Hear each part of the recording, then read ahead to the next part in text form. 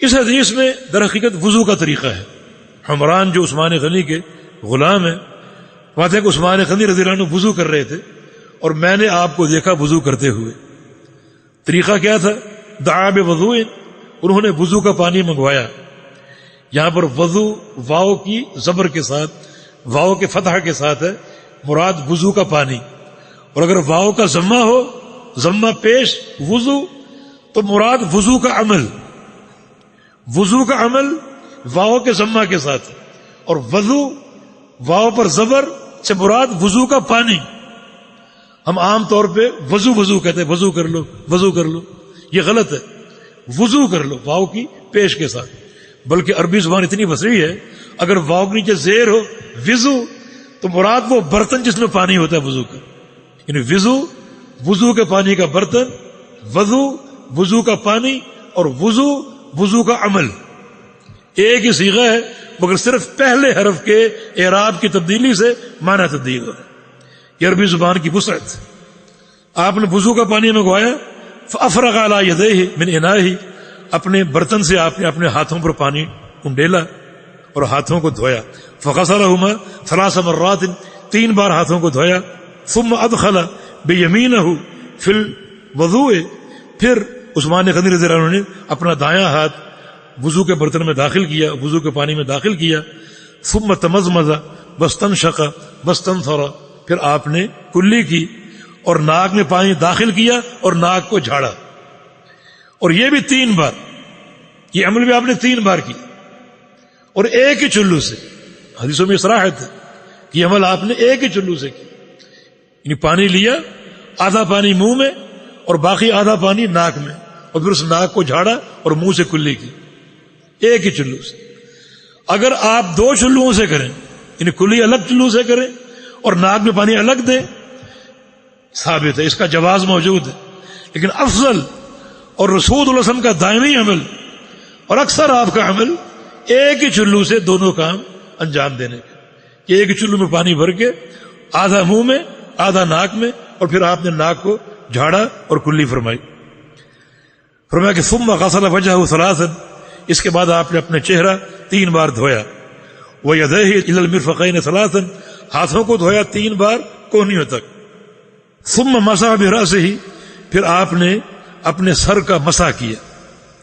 ثم غسل كلتا رجليه 3، پھر آپ نے دونوں پاؤں دھوئے 3 بار.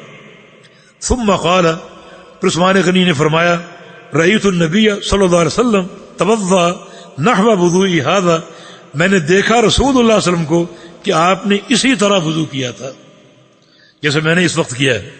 وقال، اور پھر رسول اللہ علیہ وسلم نے فرمایا تھا، من توضأ نحو وضوئی هذا، جو شخص وضو کر لے میرے اس وضو کی طرح. ثم صلی رکعتین، پھر 2 رکعت نماز پڑھ لے ایک شرط کے ساتھ، اور وہ شرط یہ ہے کہ لا یحدث فیہما نفسہ، ان 2 رکعات میں اپنے آپ سے باتیں نہ کرے بلکہ اللہ سے باتیں کرے. یہ نہیں کہ 2 رکعت پڑھ رہے اور دل میں اپنے کاروبار کی گتھیاں سلجھا رہے اور کاروبار کا حساب و کتاب کر رہے. نہیں، اپنے آپ سے باتیں نہ کرے، اللہ سے باتیں کرے. تو اس کا اجر کیا ہے؟ غفر اللہ له ما تقدم من ذنبہ، اللہ تعالیٰ اس کے سابقہ تمام گناہوں کو معاف کر دے. مسنون وضو اور مسنون نماز پر. تو یہ طریقہ وضو بحمدللہ ثابت ہے، آپ سب جانتے ہیں اور آپ نے سن لیا. وضو میں ہم بعض اوقات کچھ نئی چیزوں کا داخلہ کر دیتے ہیں جو کہ درست نہیں ہے، اور ایسا وضو قابل قبول نہیں. جب وضو نماز کی چابی، اس کو صحیح ہونا چاہیے، صحیح ہونا چاہیے. خاص طور پہ 3 کاموں پر توجہ دیجیے. کچھ لوگ وضو کے اعضاء یہ سوچ کر کئی بار دھوتے ہیں، 4 بار 5 بار، کہ اس سے زیادہ صفائی ہوگی اور زیادہ پانی کے استعمال سے ثواب ملے گا. حالانکہ یہ غلط ہے. افراط اور تفرید دونوں چیزیں جائز نہیں. ایک شخص اتنی تفرید کرے کہ پاؤں کی ایڑیاں خشک رہ جائیں، اس کے لیے بھی وعید ہے. اور ایک شخص افراط کرے، 4 بار دھو رہا ہے، 5 بار دھو رہا ہے. رسول اللہ صلی اللہ علیہ وسلم نے 3 بار دھوئے، آخری حد ہے. فرمایا کہ من زاد علی ھذا فقد اساء وتعدى وظلم، جو شخص اس سے زیادہ دھوئے گا اس نے برا کیا، اس نے زیادتی کی، اس نے ظلم کیا، جو اس سے زیادہ دھوئے گا۔ تو یہ سخت غلطی ہے جس کا ہم ارتکاب کرتے ہیں۔ دوسری چیز، بعض لوگوں کو دیکھا ہے وضو کرتے ہوئے سر کا مسح کیا پورا، اور مسح کرنے کے بعد اپنے ہاتھوں کا مسح کیا، اپنے ہاتھوں کو بازوؤں پر پھیرا۔ یہ بدعت ثابت نہیں، کسی حدیث سے ثابت نہیں۔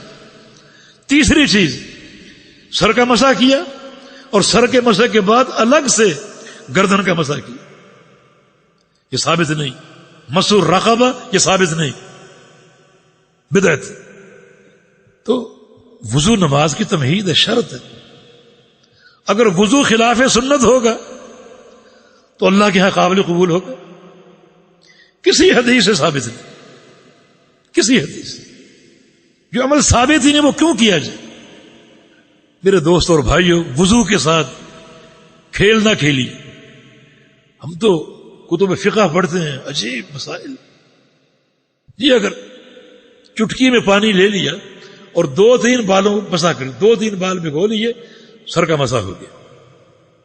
وہ کہتے ہیں کہ فَامْسَحُوا بِرُؤُوسِكُمْ، اللہ فرماتا ہے، اور یہ بات تبعیضی ہے، اپنے سروں کے کچھ حصے کا مسح کرو، کچھ حصے میں 2-3 بال بھی شامل۔ فقہ کہاں سے آ گئی؟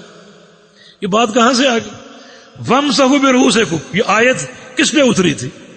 بتائیے، یہ آیت کس پہ اتری تھی؟ رسول اللہ صلی اللہ علیہ وسلم پر۔ آپ نے اس پر عمل کیا یا نہیں کیا؟ بتائیے، کیا؟ زندگی بھر کیا؟ آپ نے زندگی بھر کیسے مسح کیا؟ کبھی آپ نے 1-2 بال بھگوئے پانی کی قلت کے باوجود؟ آپ نے پڑھا حدیث، یہاں بھی موجود ہے، آگے بھی حدیث ہے کہ رسول اللہ صلی اللہ علیہ وسلم اپنے سر کے مقدم سے اگلے حصے سے مسح شروع کرتے، ہاتھوں کو پھیرتے پھیرتے گدی تک لے جاتے، وہاں سے لوٹاتے اور جہاں سے شروع کیا وہاں تک پہنچاتے۔ یہ 1-2 بال کہاں سے آ گئے؟ یہ تلاعب ہے۔ بعض فقہاء نے لکھا اگر انسان وضو کر رہا ہے اور اس کے سامنے دیوار گیلی ہے اور اپنے سر کو دیوار سے رگڑ دے، یوں مسح ہو جائے۔ یہ تماشا کھیل ہے۔ رسول اللہ صلی اللہ علیہ وسلم نے، صحابہ نے کبھی ایسا کیا؟ فقہاء کو یہ کہاں سے مل گیا؟ سلامتی کا راستہ محمد الرسول صلی اللہ علیہ وسلم کی اتباع ہے۔ وضو کے ساتھ تلاعب نہ کیجیے، یہ کھیل تماشا نہیں۔ اللہ کے دربار میں حاضری آپ کرنے جا رہے ہیں۔ وضو کرتے وقت آپ پر خشیت طاری ہو جانی چاہیے، اخلاص داخل ہو جانا چاہیے، اور پھر اس خشیت کا تقاضا یہ ہے کہ آپ دیکھیں کہ رسول اللہ صلی اللہ علیہ وسلم نے کیسے وضو کیا۔ امام نسائی نے باب قائم کیا ہے اپنے سنن میں، ثواب من توضا کما امرا وصلی کما امرا۔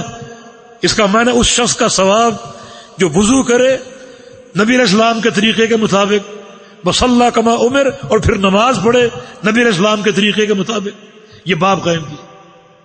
آگے حدیث ہے ابو ہریرہ کی، فرماتے ہیں کہ رسول اللہ صلی اللہ علیہ وسلم نے فرمایا من توضا کما امرا وصلی کما امرا غفر له ما تقدم من ذنبه، کہ جو شخص وضو کر لے میرے طریقے سے اور نماز پڑھ لے میرے طریقے سے، اللہ تعالیٰ اس کے سابقہ گناہوں کو معاف کر دے گا۔ اور ہم اتنی بڑی سعادت سے محروم ہو جائیں؟ یہ ہمارے ہاں یہ مسئلہ ہے، ہمارے باپ دادا کرتے، ہم بھی کریں۔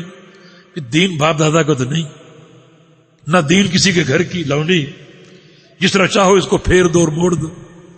اللہ کے پیغمبر کا دین ہے، حدیثیں آپ کے سامنے واضح ہیں، آپ ان پر عمل کیجئے۔ یہ سعادت کا راستہ، یہ عافیت کا راستہ ہے۔